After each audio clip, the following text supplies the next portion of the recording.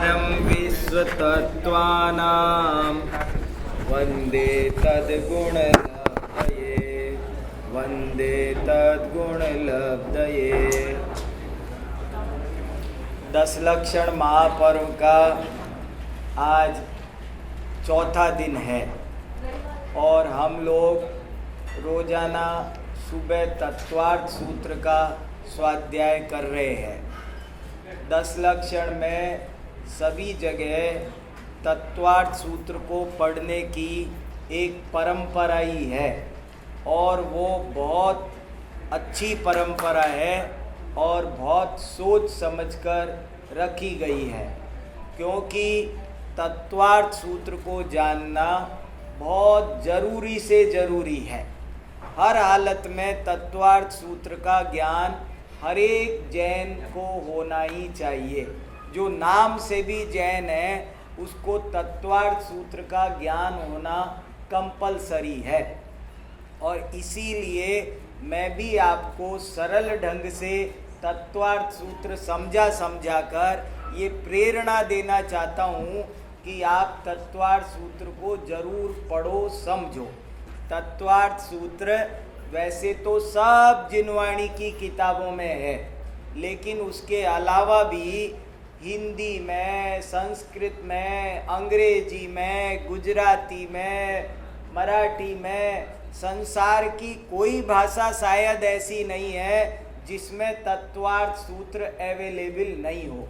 तत्वार्थ सूत्र पर कम से कम 500 टीकाएँ हैं, तो हमको जो भी समझ में आ जाए वो टीका हमको ज़रूर पढ़नी चाहिए। थोड़ी संस्कृत ना पढ़ सको सूत्र कोई बात नहीं, उनका हिंदी में, गुजराती में जो अनुवाद है, जो उसकी व्याख्या है, उसे पढ़ कर के जितना समझ में, अगर उसको पढ़ने से 10% भी समझ में आएगा तो बहुत ज़्यादा लाभ होगा। इसलिए हम जोर दे दे करके रोज इस चीज़ को चला रहे हैं। देखो उसका ये मंगलाचरण का श्लोक ही कितना अच्छा है। मोक्ष मार्गस्य नेतारम, याद कर लेना चाहिए सबको। ये नमोकार मंत्र है हमारा।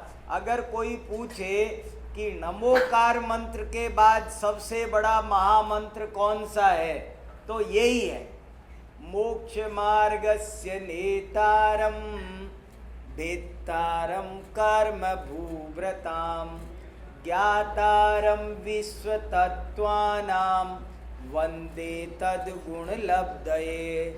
जो मोक्ष मार्ग के नेता है, नेता माने वो नेता नहीं जो पॉलिटिक्स में होते हैं, नेता माने ले जाने वाले, जो हमको मोक्ष मार्ग पर ले जाते हैं, चलाते हैं, माने उपदेश देते हैं, हितोपदेशी है। और भेत्तारम कर्म भूव्रताम, कर्म रूपी पर्वतों को जिन्होंने नष्ट कर दिया है, कर्म पर्वत नष्ट कर देंगे तो क्या हो जाएगा, वीतराग बन गए।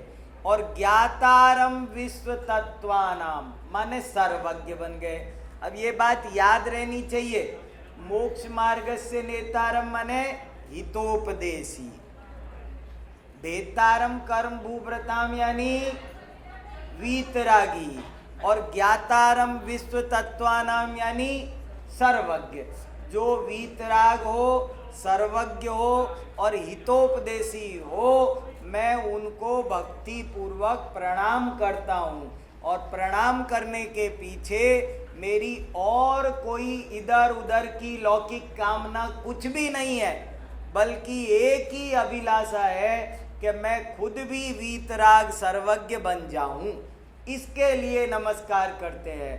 तो ये बहुत अच्छा इसका मंगलाचरण है, याद होना चाहिए, अर्थ सहित याद होना चाहिए। 2000 साल पहले उमा स्वामी महाराज ने बड़ी कृपा करके हम पर ये पूरे शास्त्रों का सार इसमें भर दिया। और इसमें 10 अध्याय है, 10 अध्यायों में 7 तत्व का वर्णन है। शुरू के 4 अध्याय में जीव तत्व, 5वें में अजीव तत्व, 6, 7वें में आश्रव तत्व, 8वें में बंध तत्व है, 9वें में संवर और निर्जरा है, और 10वें में मोक्ष है। ये 7 तत्वों का वर्णन है इसमें, और वो मैं आपको कठिन कहीं ना पड़ जाए इसलिए एक एक सूत्र पढ़ पढ़ करके समझाने वाला काम नहीं कर रहा हूँ। मैं चाहता हूँ उसका सार सरल से सबको समझ में आ जाए। सबसे पहले लिखा सम्यक दर्शन ज्ञान चारित्राणी मोक्ष मार्ग। मोक्ष का मार्ग क्या है? सम्यक दर्शन, सम्यक ज्ञान और सम्यक चारित्र की एकता का नाम मोक्ष मार्ग है। और सम्यक दर्शन क्या है? तो वो कहते हैं तत्वार्थ श्रद्धानम सम्यक दर्शनम। 7 तत्व के सही श्रद्धान का नाम सम्यक दर्शन है। जीव, अजीव, बोलो, आश्रव, बंध, संवर, निर्जरा और मोक्ष, ये 7 तत्व है। और इन 7 तत्वों में से जीव किसको कहते हैं? जीव बोलो चाहे आत्मा, एक ही बात है। और जो जानता देखता है उसका नाम आत्मा है, उसका नाम जीव है। हम बार बार कह रहे हैं ना, कल भी कान है, आत्मा को जानो, आत्मा को जानो। तो कहाँ रहता है ये आत्मा? कौन है ये आत्मा? आत्मा कोई दूसरी चीज नहीं है, आत्मा हम खुद है। किसी ने पूछा कल, वो आत्मा कहाँ रहता है? यहाँ के यहाँ। वो कितना बड़ा है, किस कलर का है? आत्मा कोई कलर का नहीं है, आत्मा बिना कलर का है। कलर तो पुद्गल द्रव्य में होता है आत्मा का। और आत्मा कोई ऐसा परमाणु जितना, कटोरी जितना, गिलास जितना नहीं है। यहाँ कहीं बर्तन में नहीं रखा है वो, ऐसे नहीं। यहाँ पर हार्ट है, ऐसे कुछ आत्मा की कोई जगह। वो पूरे शरीर में जो संवेदनशीलता है, जो जानने देखने की योग्यता है, वो उसी का नाम आत्मा है। और वो ही मैं हूँ, ऐसे नहीं है। वो जब मृत्यु आएगी तो क्या होगा कि देखो हंसा उड़ जाएगा, आत्मा निकल जाएगा और तू यहाँ पड़ा रह जाएगा। ऐसे मैंने कोई भजन में पढ़ा है, कोई लोग ऐसे ऐसे भजन गाते हैं कि देख मौत आएगी, तू यहीं पड़ा रह जाएगा और हंसा उड़ जाएगा, आत्मा उड़ जाएगा, तो तू यहाँ पड़ा रह जाएगा। इसका मतलब, तू का मतलब शरीर, यही हुआ ना। फिर तो तू यहाँ पड़ा रहेगा और हंसा चले जाएगा। मतलब क्या हुआ?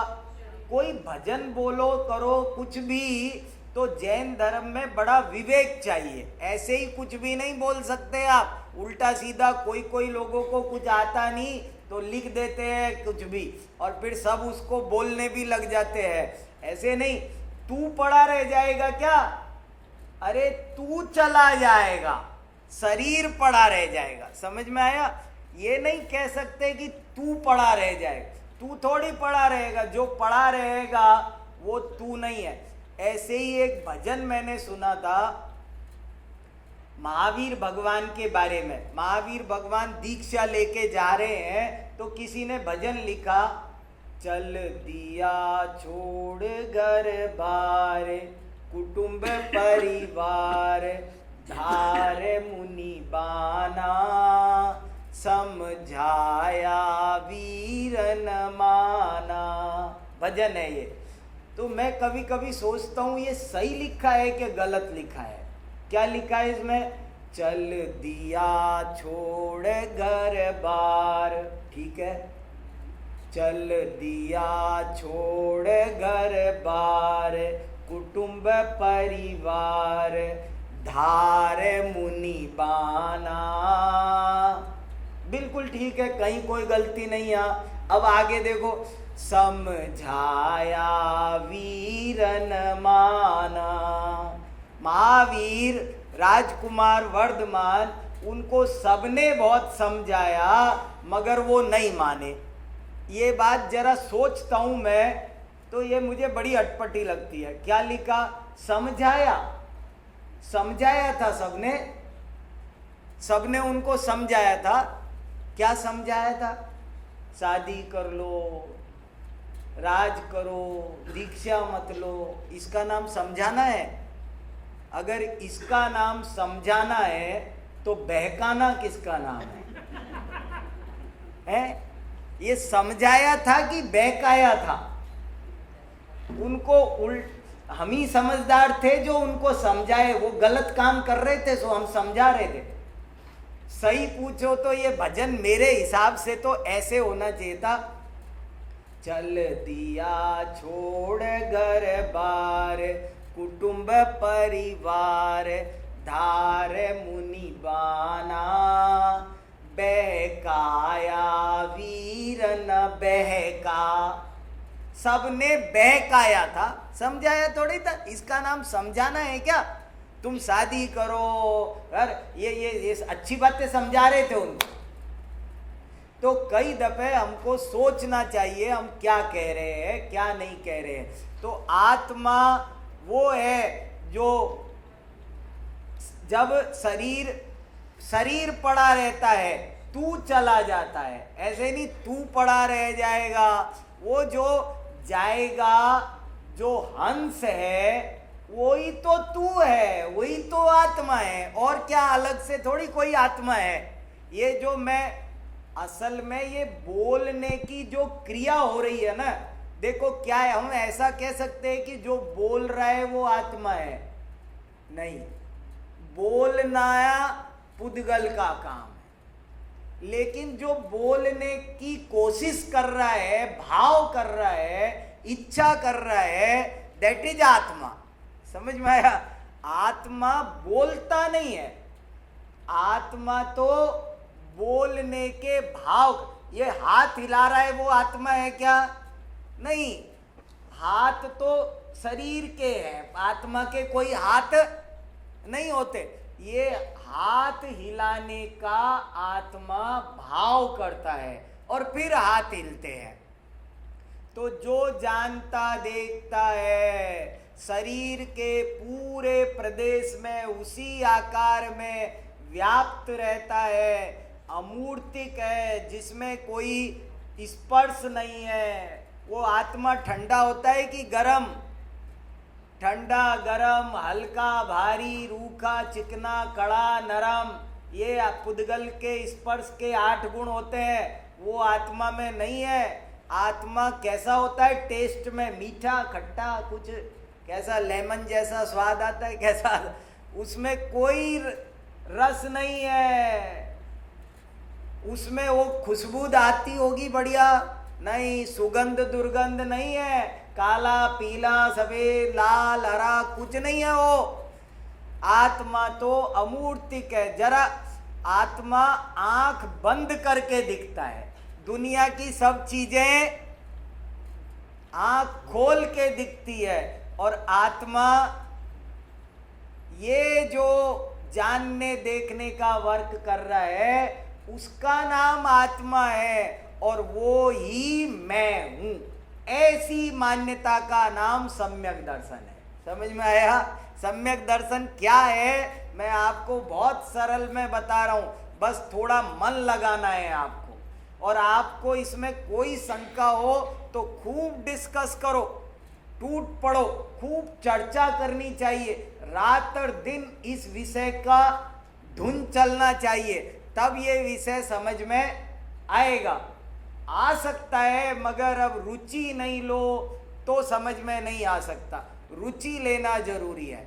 जगत में जितना भी जो कुछ दिखाई, हाँ बताओ, बोलो, हाँ पूछो।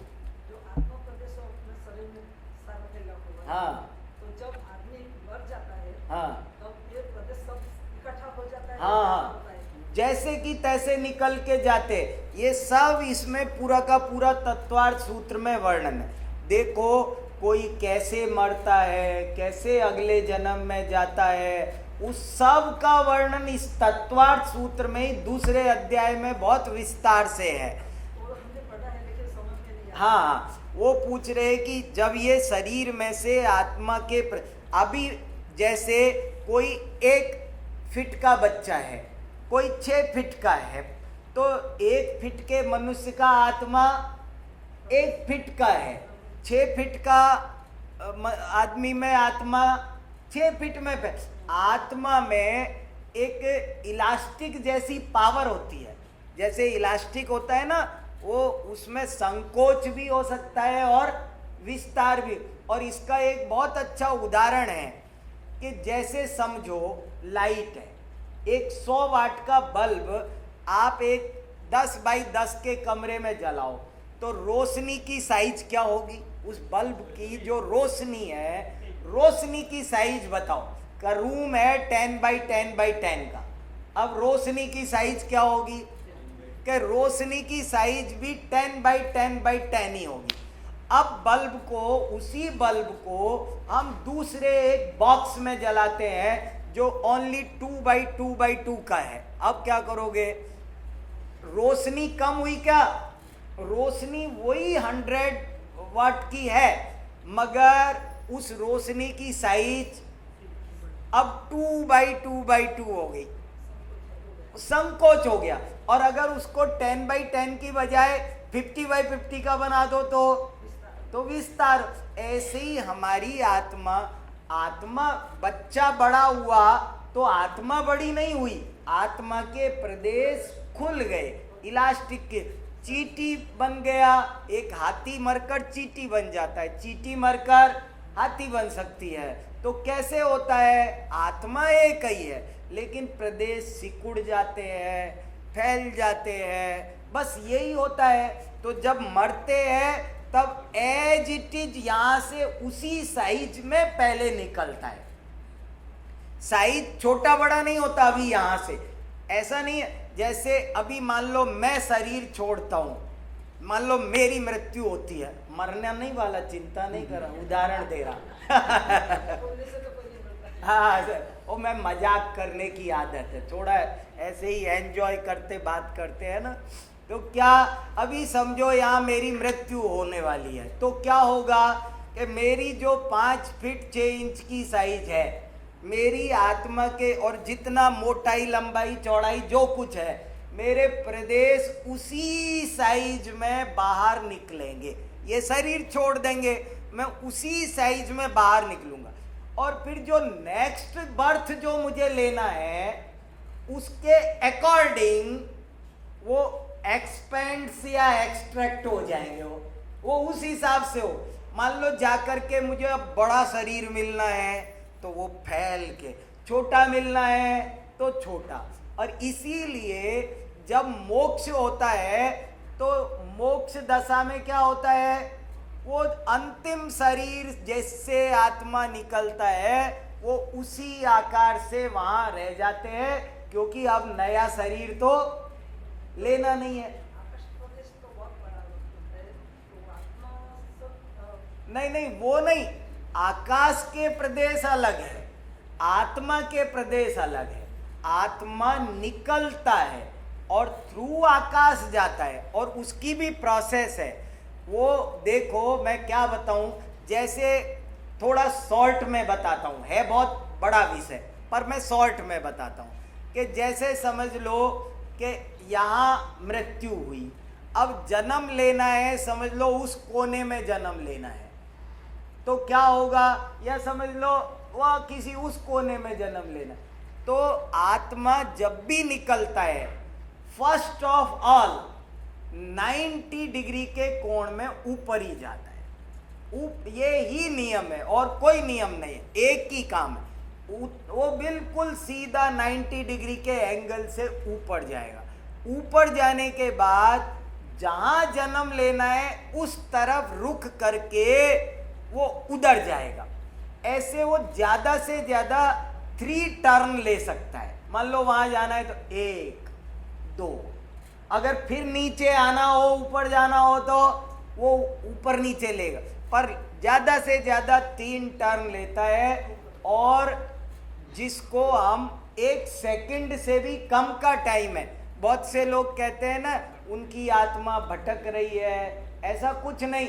शरीर छोड़ने के बाद कोई भी आत्मा 1 सेकंड भी खाली नहीं रहता, नया शरीर धारण कर ही लेता है।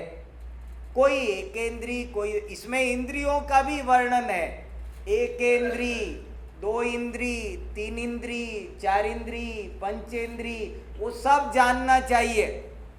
5 इंद्रियां होती है, स्पर्शन, रसना, घ्राण, चक्षु, कर्ण।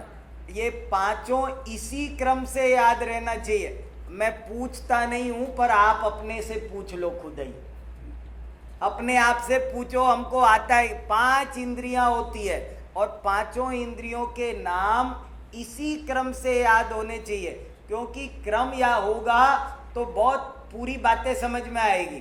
पहली है, ये ऐसे देखो, ये स्पर्शन, नीचे से चलो, नीचे से ऊपर की ओर जाना ठीक रहता है, ऊपर से नीचे गिरना ठीक नहीं, नीचे से ऊपर चढ़ो, उन्नति करो। ये स्पर्शन सारा, ये रसना, ये घ्राण, ये चक्षु, ये कर्ण, ठीक है कि नहीं? क्रम से ही है ये। स्पर्शन, रसना, घ्राण, चक्षु, कर्ण, 5 इंद्रियां हैं। कोई जीव एकेंद्रीय होते हैं तो उनके कितनी इंद्रियां होती है? 1। लेकिन कौन सी एक? कोई सी भी नहीं।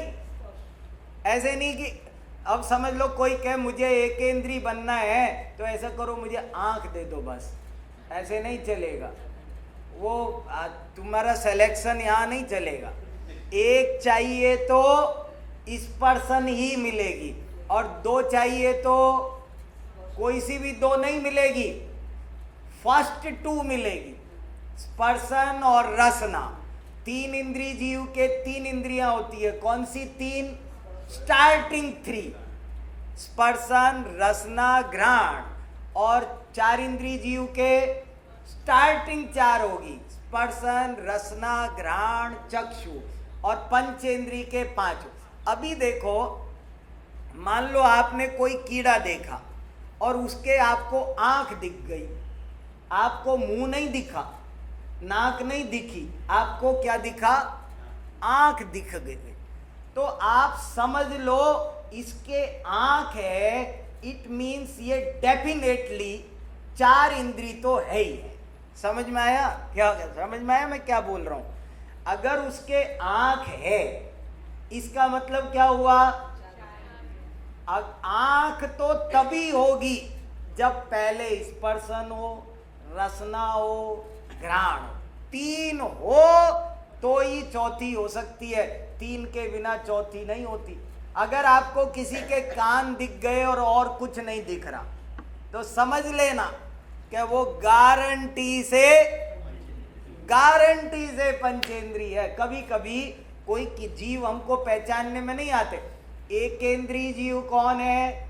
पृथ्वी, जल, अग्नि, वायु, वनस्पति, ये एकेंद्रीय है। इनके स्पर्शन इंद्रिय होती है। रसन 2 इंद्रिय कौन होते हैं?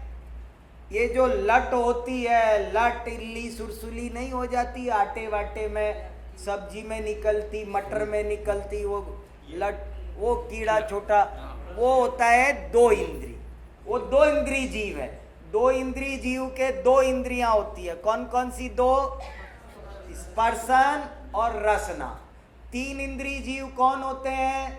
जैसे चींटी है, वो चींटी 3 इंद्रिय है और उसके 3 होती है, स्पर्शन, रसना, घ्राण। 4 इंद्रिय जीव कौन है? जितने भी जीव उड़ने वाले कीड़े में हैं, जितने उड़ने वाले कीड़े, उड़ने वाले जीव नहीं, पशु पर वो जो पक्षी उड़ते हैं वो नहीं, ये जो कीट पतंगे जो उड़ते हैं ना, मक्खी है, मच्छर है, भौरा है, तितली है, ये सब क्या है? ये 4 इंद्रिय जीव है। ये 5 इंद्रिय नहीं है, ये 4 इंद्रिय है।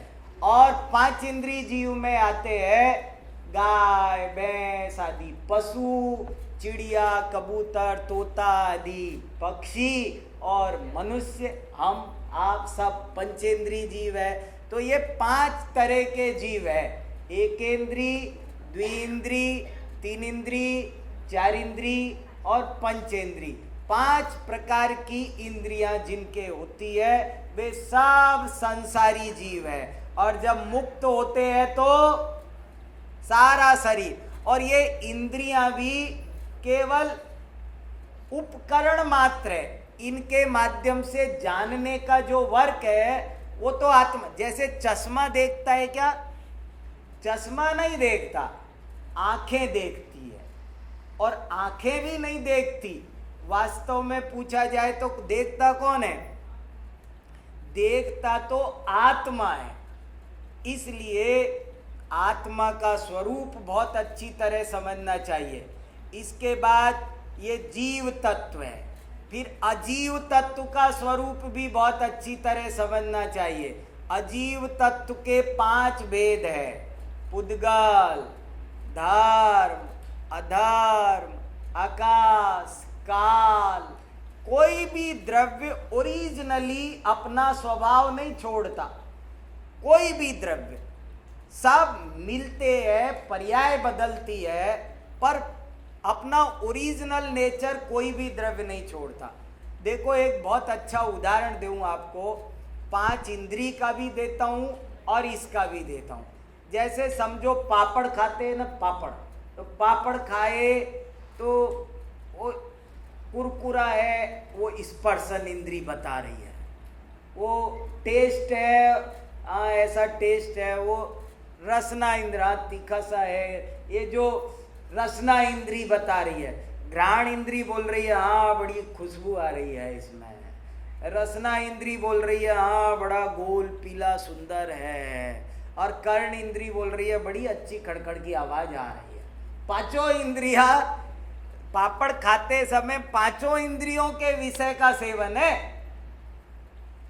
और पुद्गल द्रव्य में कोई अपने स्वभाव को नहीं छोड़ता। इसका एक बढ़िया उदाहरण देता हूं। देखो अभी जरा आप कल्पना करो कि इस माइक के सामने एक म्यूजिक का प्रोग्राम हो रहा है और कोई तबला बजा रहा है, कोई बांसुरी बजा रहा है, कोई ढोलक बजा रहा है, एक गा रहा है, ऐसे अलग अलग बहुत सारे इंस्ट्रूमेंट्स बज रहे हैं। और वो सारे इंस्ट्रूमेंट्स यहाँ से निकल करके वहाँ स्पीकर पर सुनाई दे रहे हैं। तो शब्द है वो पुद्गल है। और देखो कितना बारीक विज्ञान है कि वो सारे पुद्गल आवाज इसमें होके इसमें जा रही है। वो सारे पुद्गल की आवाज इसमें एंटर करती है इसमें, और इसमें एंटर करके इस वायर में से वो वहां जाके वो सुनाई दे रही है। तो सब शब्द मिल गए, सारे इंस्ट्रूमेंट की जो वॉल्यूम है, जो आवाज है, जो वर्डिंग्स हैं, वो मिल गए कि नहीं मिल गए? सोच को, मिल गए कि नहीं मिल गए? इतने से तार में बांसुरी भी है, हारमोनियम भी है, वीणा भी है, तबला भी है, और गाने वाले का भी आवाज है। तो मिक्स नहीं होगा इतने से में, इतने से पतले वायर में।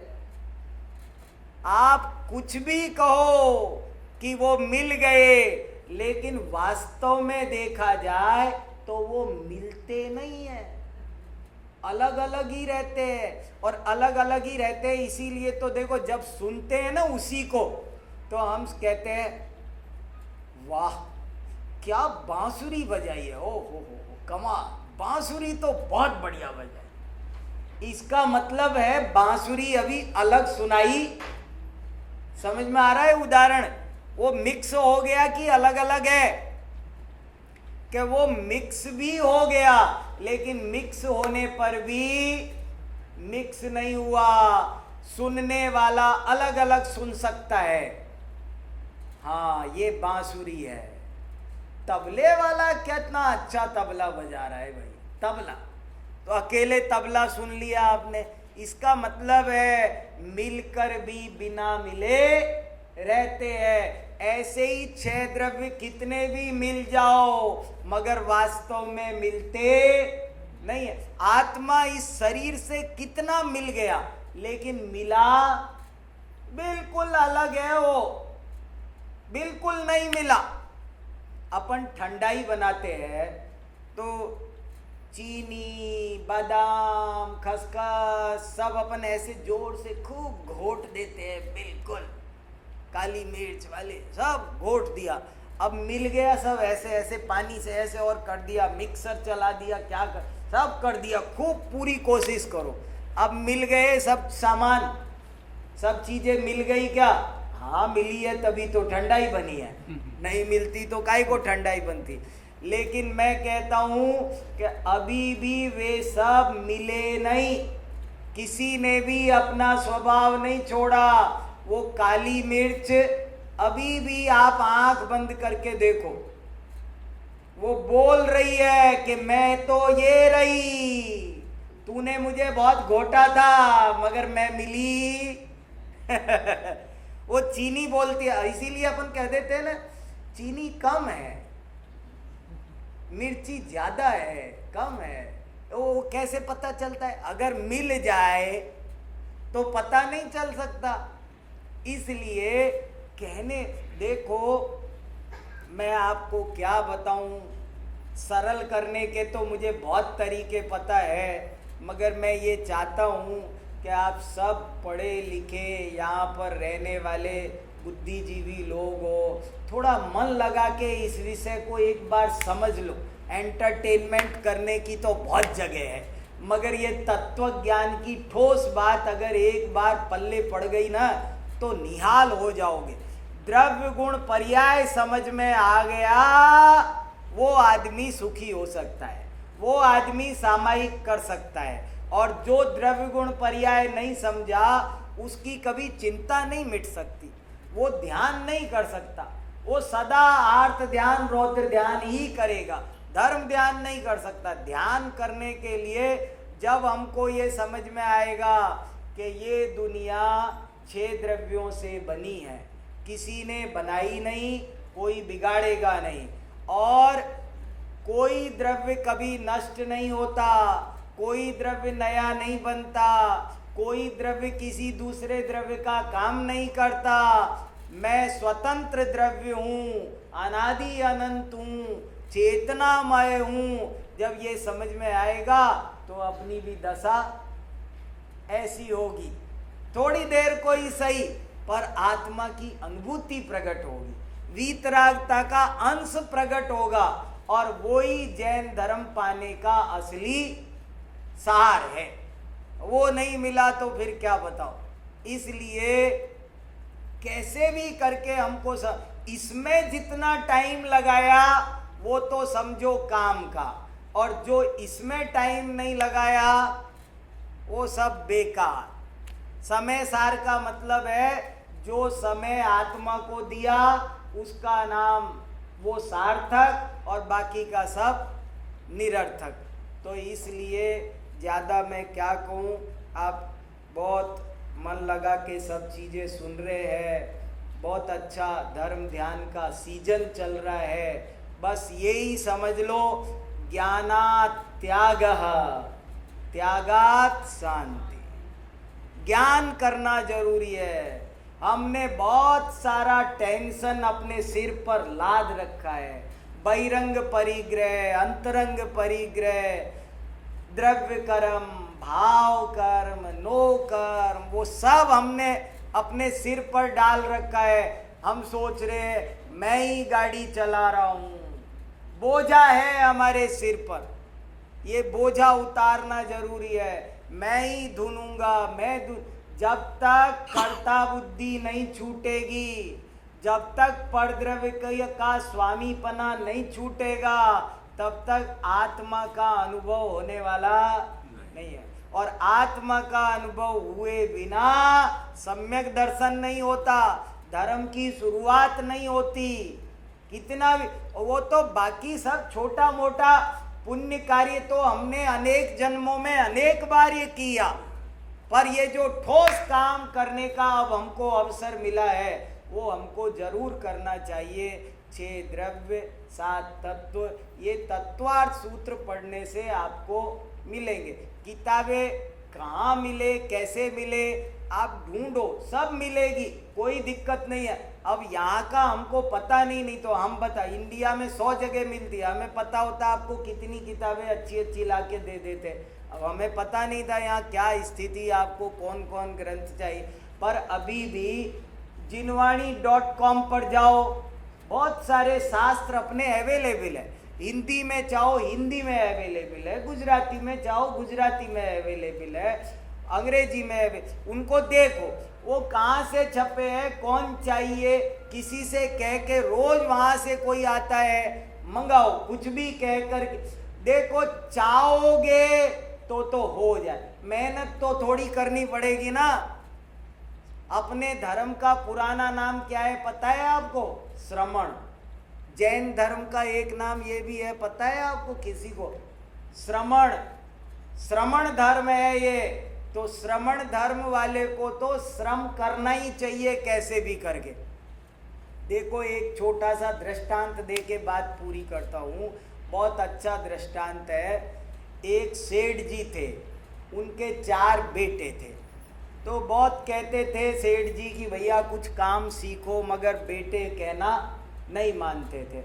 आखिरकार सेठ जी के मृत्यु का दिन आ पहुंचा तो चारों बेटे आ गए पिताजी के पास में। पापा आप तो जा रहे हो और हमने कुछ सीखा नहीं, अब हमारा क्या होगा? अब तक तो आपके भरोसे हमारी दाल रोटी चलती थी, अब क्या होगा? तो सेठ जी बोले बेटा मैं तुमको बार बार बुलाता था पर तुम क्या आते ही नहीं थे, कुछ सीखते ही नहीं थे। मैं तुमको बहुत कहता था, तुम माने नहीं, अब मैं क्या करूं, अब तो जा रहा हूं, अब टाइम नहीं।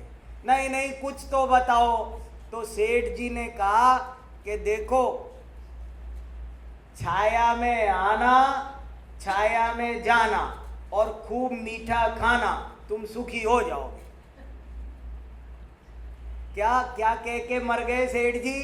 छाया में आना, छाया में जाना और खूब मीठा खाना, सुखी हो जाओगे। सेठ जी मर गए। क्रियाक्रम कर करा करके वो चारों बेटे पिताजी की बात पर चलने लगे।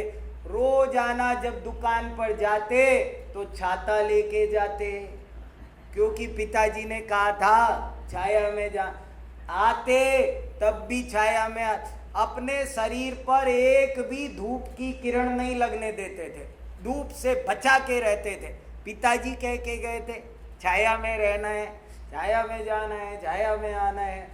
और आते टाइम मिठाई की दुकान से 2 किलो रस मलाई, गुलाब जामुन, रसगुल्ला, लड्डू, बर्फी, वो सब सामान लेकर के आते, खूब खाते। क्यों? पिताजी ने कहा है खूब मीठा खाना। खाते गए, ऐसे करते गए, मगर कुछ बात ठीक बन नहीं रही थी। 1-2 महीने बाद पिताजी के दोस्त मिले उन बेटों से कि बच्चों कैसे हो, सुखी हो कि नहीं? तो बोले क्या बताए चाचा जी, पिताजी तो चले गए, उनके रहते हमने कुछ सीखा नहीं, और अब वो ऐसे कह के गए हैं कि छाया में जाना, छाया में आना, खूब मीठा खाना। हम उनकी बात का पूरी तरह पालन कर रहे हैं मगर कोई फायदा नहीं। तो बोले बेटा तुम क्या करते हो? बोले ऐसे ऐसे करते हैं हम, बिल्कुल जाते हैं छाता लेकर के, हम जब भी बिल्कुल छाता लेके आते, मिठाई खरीद, देखो उससे हलवाई से पूछो, उस मिठाई वाले से हमारा कितना बिल बन गया, बहुत ढेर सारा बिल बन गया मिठाई का। तो वो बोले कि अरे बच्चों तुमने तुम्हारे पिताजी की बात को सही से समझा नहीं। बोले क्या समझना था? बोले देखो पिताजी ने कहा था कि सुबह जल्दी सूरज निकलने से पहले दुकान पर पहुंच जाना, और शाम को जब तक सूरज छिप नहीं जाए तब तक बहुत मेहनत करना, जल्दी नहीं आना घर पर, खूब मेहनत करना, और जब सूरज छिप जाए तब घर लौट के आना, मेहनत होगी। और तब जब बहुत तेज भूख लगेगी, मेहनत करोगे तो जो रूखी सूखी खाओगे वो बहुत मीठा लगेगा। तो तुमको ये करना था। तो बोले अच्छा, अब हम कल से ऐसा करते हैं। और उन्होंने कल से ऐसा करना शुरू किया। 15 दिन में सारा रिजल्ट चेंज हो गया। तो कहने का मेरा मतलब इतना सा है, मैं थोड़ा सा तो टाइम बचा, कितनी बातें आपको सुनाऊं। संकोच भी रहता है, कभी किसी को आकुलता, देर ना हो जाए। मेरी आदत माइक पकड़ के बोलता जरूर, चिंता रहती है किसी का मन ऐसे हो।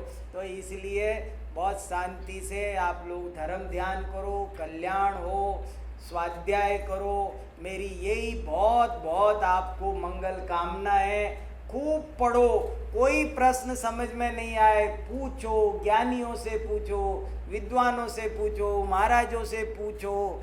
कैसे भी करके सब काम किया, बेहतर कला सीखी, मगर धर्म कला, आध्यात्म कला नहीं सीखी तो सब बेकार है। वो एक आना बहुत जरूरी है। चलो, जावाणी के ज्ञान ते सूझे लोकालो, सोवाणी मस्तक नमो सदा देत उडो। माता की जय।